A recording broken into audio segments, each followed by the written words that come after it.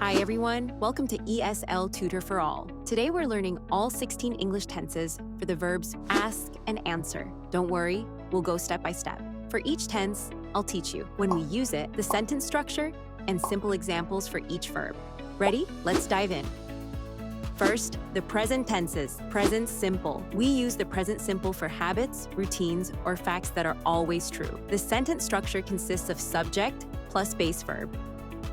They often ask challenging questions. She always answers the phone promptly.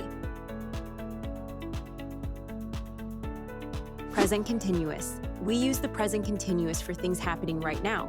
The sentence structure consists of subject plus the verb be plus verb with ing. For example, they are currently asking for more details. She is answering the customer's call right now. Present perfect. We use the present perfect when something started in the past and continues in the present. The sentence structure consists of subject plus have or has plus past participle. For example, they have asked me about it before. She has answered all my previous questions. Present perfect continuous. We use the present perfect continuous to show how long something has been happening.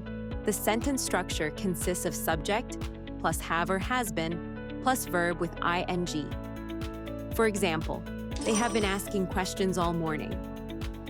She has been answering emails since noon. Now, the past tenses. Past simple. The past simple is used for actions that finished in the past. The sentence structure consists of subject plus past tense verb. For example, they asked for directions yesterday evening. She answered the difficult question correctly. Past continuous. The past continuous is used for actions in progress at a specific time in the past. The sentence structure consists of subject plus was or were plus verb with ing. For example, they were asking about the project earlier. She was answering questions when I called. Past perfect. The past perfect is used for actions that happened before another past action. The sentence structure consists of subject plus had plus past participle. For example, they had asked before I arrived. She had answered all inquiries earlier. Past perfect continuous. The past perfect continuous shows how long something was happening before another past event. The sentence structure consists of subject plus had been plus verb with ing. For example, they had been asking questions for ages. She had been answering calls all day. Next, the future tenses. Future simple. The future simple is used to talk about something that will happen. The sentence structure consists of subject plus will plus base verb. For example, they will ask you tomorrow. She will answer your letter soon. Future continuous. The future continuous shows something in progress at a specific future time. The sentence structure consists of subject plus will be plus verb with ing. For example, they will be asking questions during class. She will be answering the phone at noon. Future perfect. The future perfect is used to show something will be finished before a future time. The sentence structure consists of subject plus will have plus past participle. For example, they will have asked by dinner time. She will have answered all emails by 5. Future perfect continuous. The future perfect continuous shows how long something will have been happening by a future point. The sentence structure consists of subject plus will have been plus verb with ing. For example, they will have been asking for hours. She will have been answering calls nonstop. Finally, the conditional tenses. Conditional simple.